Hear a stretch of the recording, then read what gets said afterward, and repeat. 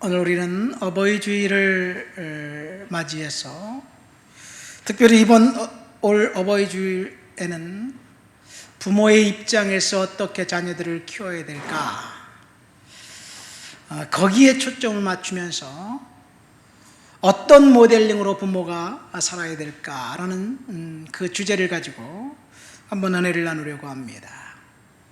이 세상의 모든 부모들은 자기의 자녀들을 너무너무 사랑해서 심지어 목숨까지 내어주려고 합니다. 솔로몬이 잠언과 전도서를 써서 그 아비의 마음을 아들에게 전했습니다. 솔로몬이 아비의 마음을 아들에게 전하면서 너는 하나님을 경외해라, 하나님을 두려워해라, 지혜를 얻어라, 이런 말씀을 합니다. 여기서 내 아들아 라고 이야기하면서 아마 잠언과 전도서를 썼을 때 솔로몬의 마음속에는 그가 가장 사랑했던, 물론 여러 명의 아이들이 있었지만 가장 사랑했던 르호보암, 그래서 자기의 왕위를 물려줄 그 르호보암을 생각했을 것입니다. 그런데 아버지의 마음과 아버지의 충고와는 정반대로 르호보암은 어리석은 아들이었고 아둔한 아들이었습니다.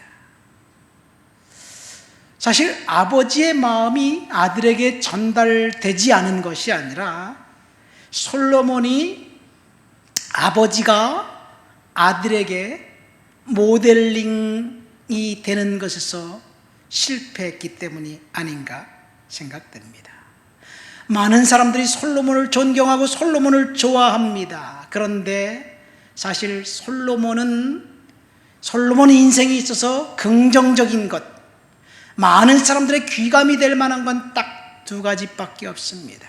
첫 번째, 1000번제를 하나님 앞에 드리면서 지혜를 구한 것, 귀감이 됩니다. 두 번째, 성전 건축을 하고 난 다음에 봉헌 기도와 감사 기도를 드린 것.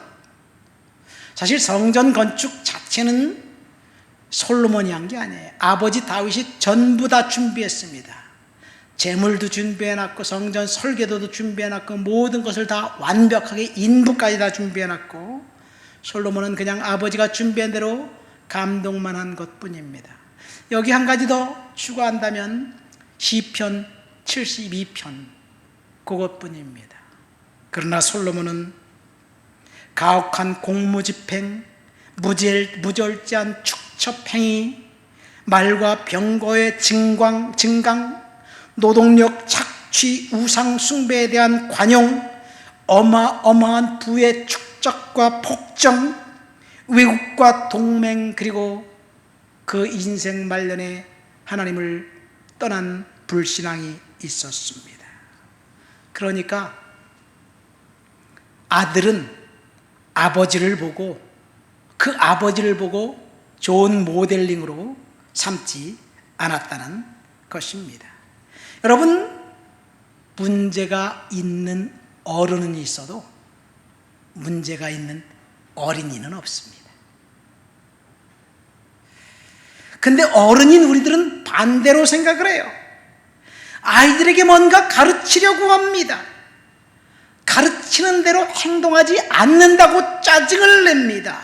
사실 어린이가 부모를 보면서 어른들이 위선을 떨고 거짓말하는 것 금방 알게 됩니다.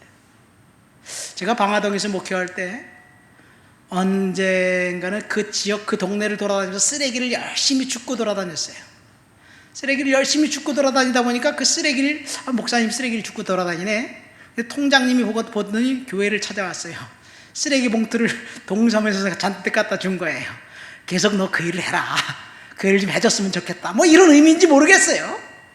그래서 쓰레기 봉투를 동섬에서 갖다 주니까 열심히 쓰레기를 줍다 보니까 쓰레기를 버린 것이 어른들이라는 것을 알게 되었어요.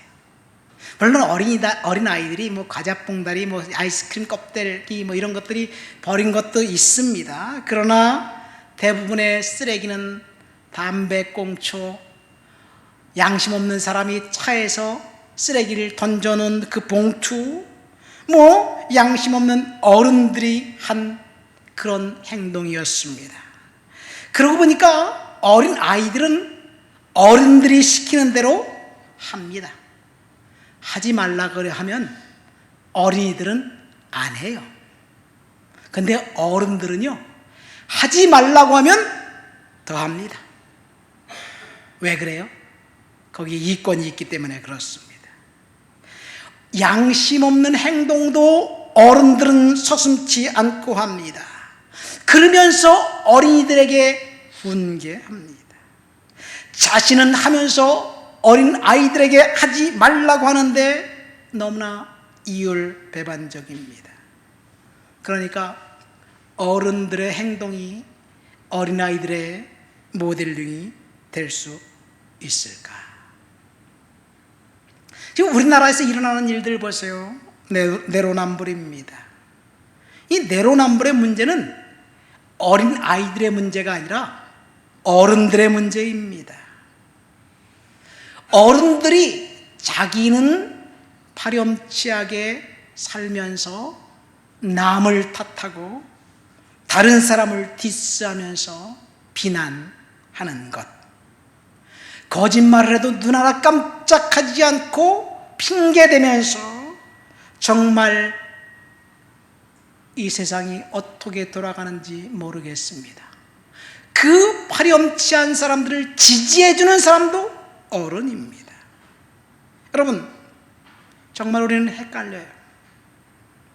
어버이 주일을 맞이해서 사울왕의 삐뚤어진 마음이 어디서 왔을까? 그 추적해보면 사울왕이 지금 신접한 여인을 찾아갔잖아요. 그래서 전쟁에서 이기고 싶은 욕망 때문에 그렇습니다. 이 사울왕이 왜 그런 일도 서슴지 않고 했느냐? 사실은 자신의 왕위를 아들 요나단에게 물려주고 싶은 욕망 때문에 그렇습니다. 그래서 아버지 사울이 아들 요나단이 다윗을 돕는 것을 보면서 이렇게 책망합니다. 화를 내면서 이 패역무도한 계집의 소생아, 내가 이새의 아들들을 택한 것이 내 수치와 내 어미의 벌거벗은 수치가 됨을 어찌 알지 못하느냐?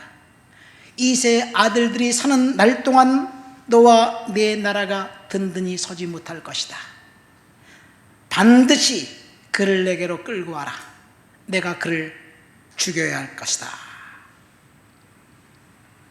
사울 왕이 아들에게 이야기한 거예요. 아들이 이 아빠의 말을 따르지 않았어요. 아빠를 이해할 수 없었습니다. 아빠는 아들을 위하는데 아들은 정의의 편에 섰습니다. 이것이 오늘 우리 사회의 모습이 아닌가 생각됩니다. 뉴스에서 접하는 것들 보세요. 부모가 자녀들이 좋은 대학에 보내려고 스펙을 조작하고 성적을 부풀립니다. 많은 사람들이 그렇게 해서 성공을 해서 자녀들을 좋은 대학 보내고 성공적인 인생을 살게 했는지 모르겠습니다. 대다수의 사람들은 들키지 않았습니다. 그렇다면 거짓과 위선으로 좋은 대학에 간 그 아이들이 올바른 인성으로 이 세상을 살아갈까요? 공교롭게도 지난주에 어떤 의대생이 데이트 폭력으로 여자친구를 죽였어요. 그 사람을 보니까 그 수능 만점을 받은 사람이었다고요. 모르겠어요. 그 사람이 어떤 일이 벌어졌는지 모르겠지만 한 가지 중요한 것은 성적보다 더 중요한 것은 인성이라는 이야기입니다. 부모가 자녀들의 성적 향상을 위해서 수단과 방법을 가리지 않고 파렴치하게 하는 행동, 그것 때문에 걸려서 어느 고등학교 쌍둥이 자매는 학교에서 잘리고 그 부모는 그 학교에서 강제 퇴직 당하고, 어느 교수 부부는 그것이 걸려가지고 이미 졸업한 아이들의 대학 졸업장까지 날아가고, 그리고 이미 그 받은 의사 면허증까지 사라졌습니다. 무엇이 문제인가요? 무엇이 중요한가요? 중요한 것은 우리가 부모 노릇을 어떻게 해야 할까에 있습니다. 여러분, 오늘 본문에 보면 사울 왕이 신접한 여인을 통해서 사무엘을 불러냈다는 얘기는 그 난해 구절 중에 하나입니다. 곤란해요. 해석하기 곤란한 구절입니다. 그러나 이 내용, 그 난해 구절에서 우리가 알 수 있는 것은 두 가지입니다. 첫 번째, 이 세상은 영적으로 굉장히 혼탁한 세상이라는 것. 두 번째, 이 사실을 통해서 하나님께서 사울에게는 회개의 기회를 주었고, 그런데 사울이 회개의 기회를 받은 회개의 기회를 거절했습니다. 그리고 하나님의 시간표에 의해서 다윗에게는 인내의 시간이 끝나고 축복의 새로운 출발이 되었다는 것. 이것이 오늘 본문의 핵심입니다. 성경은 사악한 영적 존재들에 대해서 침묵하거나 부정하지 않습니다. 이 세상엔 사악한 영적인 존재들이 있습니다. 그 사악한 영적인 존재들의 하나님이 뭐라고 말씀하셨는지 신명기 18장 말씀을 한번 볼까요? 다 같이 신명기 18장 말씀을 읽어보도록 하겠습니다. 신명기 18장 10절부터 14절까지 한번 읽겠습니다. 그의 아들이나 딸을 불가운데로 지나게 하는 자는 점쟁이나 기륭을 말하는 자나 요술하는 자나 무당이나 진언자나 신접자나 박수나 좋은 자를 너희 가운데 용납하지 말라. 이런 일을 행하는 모든 자를 여호와께서 가증히 여기시나니 이런 가증한 일로 말미암아 내 하나님 여호와께서 그들을 내 앞에서 쫓아내시느니라. 너는 내 하나님 여호와 앞에서 완전하라. 내가 쫓아낼 이 민족들은 기륭을 말하는 자나 점쟁이나 말을 듣거나 내게는 내 하나님 여호와께서 이런 일을 용납하지 아니하시느니라. 10절 말씀해 보니까 아들이나 딸을 불 가운데 지나게 하는 자는 인신 제사 행위를 하는 사람들입니다. 그 외에 점장이 기륭을 말하는 자, 요술하는 자, 무당, 진언자, 박수나 술객, 초혼자를 용납하지 말고 강력하게 쫓아내라고 이제 경고하고 있습니다. 이런 자들을 가증히 여기지 말고 죽여라, 이렇게 이야기합니다. 너는 무당을 살려두지 말아라. 돌로 쳐 죽이라고 무시하게 하나님은 경고하고 있습니다. 왜 하나님이 이런 명령을 하셨는가요? 그 이유는 하나님께서 이스라엘 백성들을 보호해 주시기 위함입니다. 여러분, 점치는 것에 순기능이 있을까요? 점쟁이에게 찾아가서 인생이 바뀌나요? 사실 점쟁이에게 찾아가는 이유는 너무너무 답답해서, 꽉 막혀있는 환경 때문에, 미래를 어찌해야 할지 모르기 때문에 위로를 받으려고 점쟁이에게 찾아가는 것이 아닌가 생각합니다. 저는 점쟁이 한 번도 안 가봤지만 여러분, 점쟁이 찾아가지 말고 차라리 상담자를 만나세요. 상담사를 만나서 상담을 받으면 위로받을 거예요. 그렇죠. 점쟁이에게 찾아가면, 무당이 구투를 하면 운명이 바뀐다고 이야기하는데 새빨간 거짓말이에요. 여러분, 내가 아무것도 안 하고 무당이 나를 위해서 구슬을 해주면 내 인생이 바뀌나요? 자신의 운명을 바꾸는 것은 남이 바꿔주는 게 아니에요. 내 운명은 자신이 바꾸는 거예요. 자신이 자신을 위해서 부단히 노력하면 인생이 바뀌는 거예요. 그런데 노력만 한다고 되나요? 노력해도 안 되니까 우리가 하나님 앞에 은혜를 구하고 하나님 앞에 찾아가는 거지요. 그러나 세상 사람들은 이 노력해서 해도 안 되는 것을, 그런데 되는 것을 보면 재수가 좋아서 그렇다고 이야기합니다. 사업하는 사람들은 운칠기삼을 얘기해요. 운이 70%고 기술이 30%라고 이야기해요. 운칠기삼이 맞는 것 같아요. 그런데 기술이 없어 보세요. 운이 따르나요? 기술이 있는 사람만 운이 따르는 거예요. 최선을 다해서 노력하면 우리의 인생이 바뀝니다. 그러나 운명이 바뀌지 않을 때 하나님 앞에 은혜를 구하면 하나님께서 저와 여러분들에게 인생을 바꾸고 운명을 바꾸게 해주실 줄 믿습니다. 이 해롤드 힐이라는 사람이 쓴 책이 있어요. How to Live Like a King's Kid라는 책입니다. 어떻게 하나님의 자녀로 살아야 될까, 삶을 변화시키는 성령의 능력이라는 책에 보면 자기 아내의 이야기를 하고 있습니다. 아내가 굉장히 영적으로 민감한 사람이었습니다. 대학 시절 그를 처음 만났는데 그 대학 시절에 보니까 이 여성은 그 오토매틱 라이팅, 그 펜을 가지고 글 쓰는 게 있어요. 영서라고 합니다. 교회에서도 방언하는 사람들 그런 것들을 쓰기도 해요. 저도 옛날에 젊었을 때 그런 일을 했었는데, 자동 서체를 쓴다든가 아니면 점쟁이에게 빠져 있어서 10살 때부터 부적을 갖고 다니면서 그 여성은 이 귀신과 직접적으로 교통하고 말하는 여성이었어요. 귀신과 교섭을 하는 여성이었습니다. 근데 이 남자를 만나서 결혼을 했어요.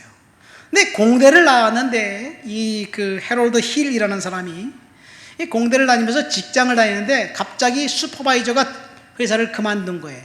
그러니까 갑자기 자기가 슈퍼바이저가 된 거예요. 기술적으로 문제를 해결할 수 있는 능력이 없는데 중요한 직책을 맡으니까 너무나 스트레스를 받고 있는데 아내가 여보 뭐 때문에 그렇게 근심해? 그러니까 내가 지금 너무 힘들어. 그러니까 그럼 내가 내 친구한테 한번 물어볼 테니까 당신 그냥 와서 나한테 얘기만 해. 뭐야 무슨 얘기야? 알고 봤더니 귀신한테 얘기하는 거예요. 그냥 여기 앉아 있으면 돼. 귀신을 초청하고 귀신에게 이야기하는데 남편이 기술적인 문제 그 얘기를 하는데 이 부인은 도통 알아들 수가 없는 거예요. 근데 친구 귀신에게 물어보니까 귀신이 정말 귀신같이 착착 알아맞히는 거예요.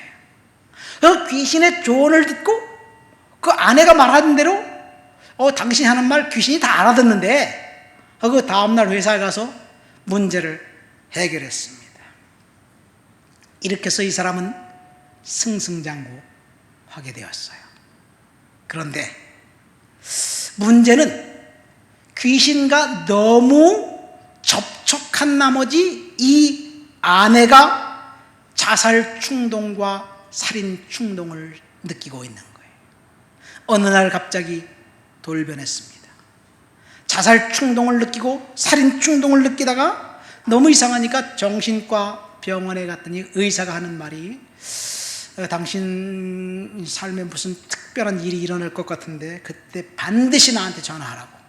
근데 알고 봤더니 이 여성이 딸을 낳고 난 다음에 딸을 죽이려고 하는 거예요.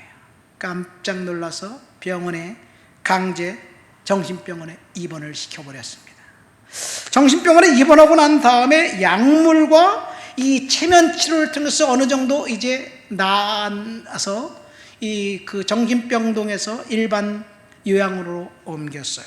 그리고 차츰차츰 좋아졌습니다. 그런데 의사가 하는 말이 나이를 더 먹으면 똑같은 일이 또 일어날 수도 있다고 그런 이야기를 하면서 그때 다시 찾아오라고. 17년이 지났는데 30대 초반에 있었던 일이 동일하게 일어나는 거예요.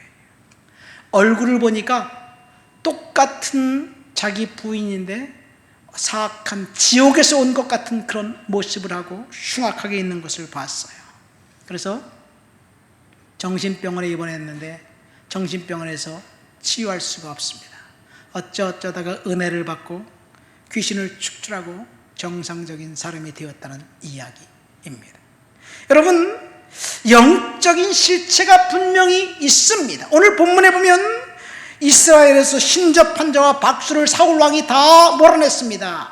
그 이유는 그만큼 점치는 자들, 귀신의 활동이 그 땅에서 왕성했다는 이야기입니다. 우리는 예수님의 권세로 원수를 묶고 성령을 모셔드리는 기도를 해야만 합니다. 놀라 디어링이라는 사람이 이 신접한 목록들을 쭉 열고 하고 난 다음에 이 원수 사탄의 권세를 깨뜨리는 기도를 이야기하면서 이렇게 기도하라고 이야기하고 있습니다. 제가 읽어드릴게요. 그리스도인으로서 내게 주어진 권세로 모든 그리스도의 원수들을 묶는다. 이곳에 성령의 능력을 부어주시기를 기도합니다. 주 예수님 오시옵소서. 주님의 길로 우리를 가르치고 인도해 주시옵소서. 사탄아, 내가 예수의 이름으로 명하노니 나와 내 가족들을 묶고 있는 것을 풀 것을 명한다. 너에게 주었던 모든 영역을 예수의 이름으로 다시 찾는다. 나와 내 가족에게 내렸던 모든 저주를 취소한다. 예수님의 보호하심이 나의 몸과 마음과 영혼에 임했으며 너에게 열렸던 모든 문을 닫는다. 사탄아, 다시 오지 말아라. 이렇게 강력하게 사탄을 대적하면서 기도하라고 이야기하고 있습니다. 여러분, 오늘 사울은 지금 문제에 봉착해 있습니다. 방향을 잃었습니다. 그럴 때 하나님 앞에 문제를 들고 나가야 되는데 사울은 신접한 자를 찾았다는 것, 이것이 사울의 맹점입니다. 이스라엘에서 지금 사울과 이스라엘은 지금 절대 위기에 빠져 있습니다. 블레셋과의 마지막 일전을 앞두고 사울은 두려웠습니다. 그래서 하나님 앞에 은혜를 구하려고 하니까 기도로도 점으로도 그리고 우림으로도 꿈으로도 선지자로도 말하지 않으니까 결국 신접한 자를 통해서 사무엘 선지자를 불러내려고 하고 있습니다. 여러분, 사울은 지금 방향 감각을 잃어버렸어요. 두려움이 그를 엄습했습니다. 우리가 인생을 살아가는 동안 두려움이 우리를 엄습할 때가 있고 방향 감각을 상실할 때가 있습니다. 그때 어떻게 우리가 해야 할까요? 사울이 주는 교훈은 신접한 자를 찾지 말라는 것입니다. 하나님을 찾고 하나님 앞에 그 문제를 내려놓으라는 이야기예요. 절망이 너무 크면 사실은 사람들은 두렵습니다. 인생을 살다 보면 절망스러운 상황, 고난스러운 상황도 오게 되어 있습니다. 두려움이 우리를 엄습하게 되어 있습니다. 그때 두려움이 우리를 엄습할 때 어떻게 그 두려움의 문제를 해결해야 할까? 오늘 사울을 통해서 저와 여러분들에게 이야기해 주고 있는 거예요. 두려움이 엄습할 때 우리는 하나님께 그 문제를 갖고 내려나가야 될 줄 믿습니다. 여러분, 대지라는 소설을 쓴 미국의 여류 작가 펄벅이라는 여성이 있습니다. 그분은 노벨 문학상을 받은 분이에요. 근데 그분이 대지라는 소설을 보면 중국 북쪽의 심양이나 이쪽에서 이제 아버지가 선교사로 있으면서 그쪽을 배경으로 해서 대지라는 소설을 썼어요. 이 펄벅 여사가 어렸을 때 그 마을에 극심한 가뭄이 들었습니다. 비가 오지 않으니까 사람들이 이 마을에 외지인, 백인이 살고 있기 때문에 신의 노해 가지고 비가 오지 않는다, 그런 이야기가 들린 거예요. 그때 마침 아버지는 출타하고 없었습니다. 그 백인 때문에 비가 오지 않는다니까 이 중국 사람들이 너무너무 분노해서 그 분노가 결국은 원망으로 바뀌고 몽둥이, 쇠스랑, 괭이, 도끼, 곡괭이 이런 것들을 들고 동네 사람들이 그 펄벅 여사의 집으로 몰려오고 있는 거예요. 그 소식을 어머니가 들었습니다. 그 집에는 지금 어머니와 어린 딸밖에 없는 거예요. 그래서 어머니가 딸 펄벅에게 이렇게 이야기합니다. 야, 가서 찬장을 내서 찻잔을 모두 다 꺼내와라. 그래서 찻잔을 다 짓내려놓고 차를 끓이고 그리고 케이크를 준비하고 쿠키를 준비하고 상에다 쫙 차려놨어요. 문을 활짝 열어놓고, 모든 문을 다 활짝 열어놓고 성난 군중들이 오고 있는데 성난 군중들은 이제 우리가 온다는 소식을 듣고 문이 꽁꽁 닫혀 있고 그럴 줄 알았는데 의외의 현상이 벌어진 거예요. 문이 다 열려 있고 그리고 불이 켜져 있고 찻잔이 있고 과자와 케이크 있으니까 사람들이 단숨에 거실까지 뛰어들어온 거예요. 얼떨결에 그 사람들이 뛰어들어온 거예요. 이 펄벅이 여사의 어머니가 어서 오세요. 잘 오셨어요. 여기 앉으셔서 차 한잔 드시고 쿠키 케이크 좀 드시고 가세요. 그러니까 이 동네 사람들이 쭈삣쭈삣 하다가 차 한잔 마시고 과자 하나 집어먹고 가버리고 차 한잔 마시고 과자 하나 먹고 가버리고 그런데 그 광경을 보는데 그 펄벅 어린아이한테 너는 저쪽에 가서 장난감을 갖고 놀아라. 그리고 그 어머니는 뜨개질을 하고 있었던 거예요. 자, 이 일이 있고 난 다음에 어머니가 이런 말을 했습니다.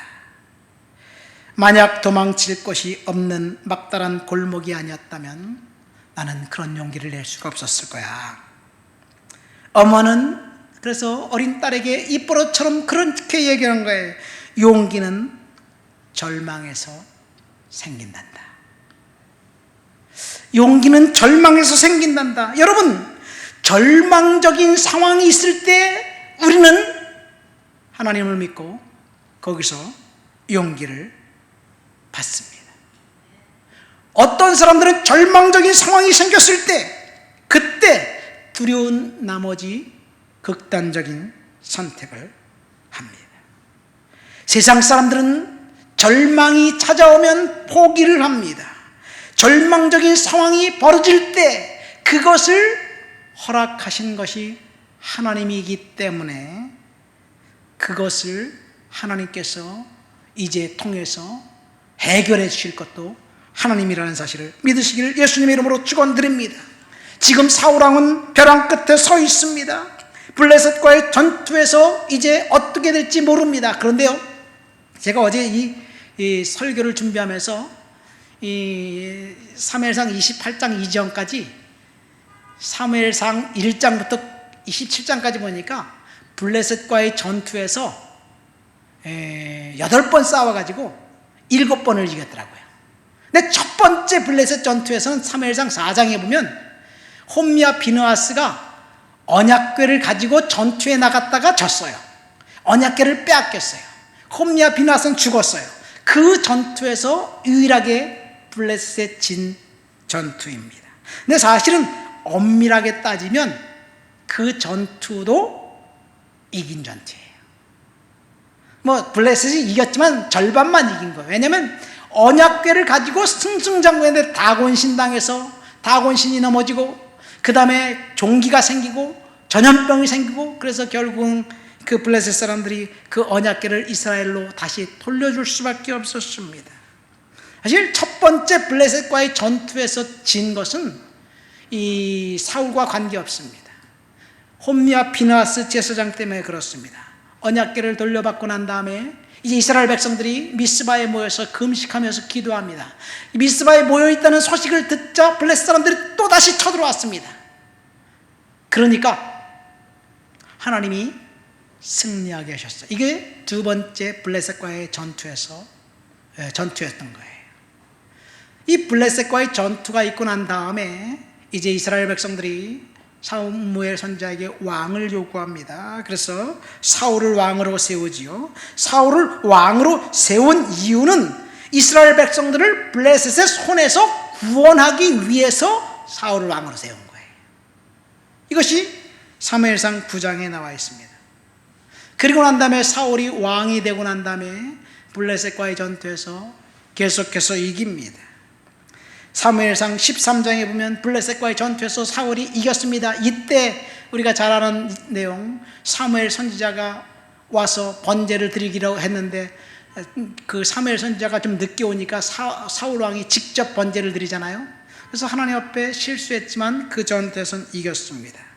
네 번째 전투는 사무엘상 14장에 보면 요나단의 활약으로 이겼습니다. 다섯 번째 전투는 사무엘상 17장에 나오는데 이 전투가 바로 골리앗 전투입니다.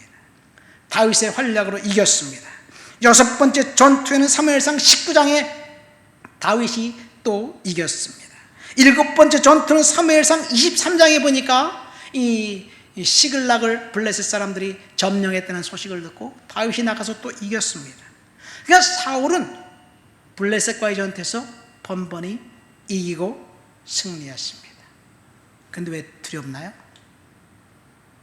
블레셋과의 전투를 앞두고 사울은 지금 두려운 거예요. 왜 두렵습니까? 방향을 잃어버렸기 때문에 그렇습니다. 그동안 하나님이 블레셋과의 전투에서 어떠한 상황이 됐을지라도, 심지어 골리앗 같은 대장수가 이스라엘을 침략해서 고래고래 소리 지를 때 그때도 하나님께서 사울 왕을 이기게 해주셨는데, 이 28장 블레셋과의 전투에서 사울이 이기게 하지 않을까요? 근데 사울은 두려웠습니다. 지금까지 하나님이 그와 함께 하신다는 사실을 그는 망각했습니다. 여러분, 어쩌면 사울 왕이 방향을 잃어버린 그 상황이 우리의 상황일 수도 있습니다. 지금까지 하나님이 우리를 잘 인도해 주셨는데 지금 우리의 상황을 보니까 힘들어, 어려워, 낙심이 돼. 좋은 육교를 봐도 그렇고 내 삶을 봐도 그렇고 힘들고 어렵고 낙심이 되면, 그러면 절망해야 되나요? 하나님이 과거에 인도하셨던 그 하나님이 지금도 인도해 주실 것인데, 이 다니엘의 세 친구를 하나님이 풀무불에 던져 넣기 전에 구원해 주셔야 되는데, 풀무불에 던져 넣고 난 다음에 그곳에서 건져 주셨어요. 무슨 말입니까? 지금 우리가 힘들고 어려운 상황에 있을 때 그 상황이 우리를 멸망시키고 파멸하고 저주인 것 같지만, 풀무불에서 건져주신 주님께서 저와 여러분들을 건져주시고 보호해 주실 것이라는 것은 성경의 약속입니다. 다니엘은 어땠나요? 다니엘도 사자굴 속에 넣기 전에, 들어가기 전에 하나님이 구원해 준 게 아니에요. 사자굴 속에 던져 넣는데 사자를 껴안고 잤다는 얘기가 아니겠어요? 에? 하나님이 그렇게 역사하신 거예요. 조금 어쩌면 저와 여러분들이 방향을 상실했을 수도 있습니다. 우리들을 하나님께서 인도해 주시고 보호해 주신다는 약속은 변함이 없어요. 믿습니까? 중요한 것은 선택의 여지가 우리에게 있느냐 없느냐. 펄벅 여사의 어머니의 이야기를 볼 때, 여러분, 우리에게 선택의 여지가 있다면 사실 우리는 하나님을 선택하지 않아요. 그래서 절망에서 용기가 있는 거예요. 제 인생을 돌아보니까 나에게 선택의 여지가 있을 때는 번번이 실패했더라고요. 선택의 여지가 없을 때는 할 수 없어, 나는 그 자리에 있을 수밖에 없어. 제가 유학 가서 그랬어요. 저는 대학을 늦게, 27살에 늦게 가가지고 졸업하고 31살 때 유학을 갔거든요. 그러니까 나는 거기서 반드시 대학원을 졸업해야 돼. 한국에서 아버지가 나한테 돈을 보내줄 수 있는 형편이 안 돼. 반드시 나는 거기서 돈을 벌면서 일을 해야 돼. 근데 같은 동료 유학생들을 보니까 나하고 나이는 비슷한데 어렸을 때부터 신학대학 나오고 대학원 나오고 졸업하고 목사 안수까지 받았어요. 거다가 부모한테 돈까지 받았어. 그러니까 이 사람들이 공부하다가 힘들다. 내가 교수가 될 것도 아니고 여기서 영어로 힘들게 공부해야 될까? 그러다 보니까 공부는 드롭하고 어떻게 해서 사람들 모아가지고 교회를 개척하고 그 다음에 원래 목적은 상실하고 거기서 이민하면서 삽니다. 돈을 보내준 돈을 가지고 딱딱 받아 쓰다 보니까 제가 유학 시절에 1997년, 98년도 IMF가 벌어졌거든요. 한 달에 300만 원을 받아야 쓰던 사람들이 600만 원을 받아야 한 달을 사니까 견뎌내겠어요? 많은 유학생들이 돌아갔습니다. 근데 저는 처음부터 돈을 벌었었기 때문에 저에게는 문제가 될 것이 하나도 없었습니다. 절망은 하나님의 시작입니다. 믿습니까? 하나님께서 저와 여러분들이 지금 사울처럼 방향이 상실된 그런 상황이라 할지라도 그 상황을 허락하신 분이 하나님이라면 해결책도 하나님께 있습니다. 믿습니까? 이것이 하나님의 방법이에요. 중요한 것은 그 하나님의 해결에 되는 시간까지 어떻게 살아가느냐, 어떻게 인내하며 사느냐가 중요한 문제입니다. 사울 왕은 선택권을 자기가 갖고 있을 때 자기 자신을 위해서 선택을 허비했습니다. 어쩌면 사울 왕에게 이것이 마지막 기회였는지 모르겠어요. 방법이 어쨌든지 간에 신접한 여인을 통해서든지 사무엘 선지자를 만났고 이야기를 들었어요.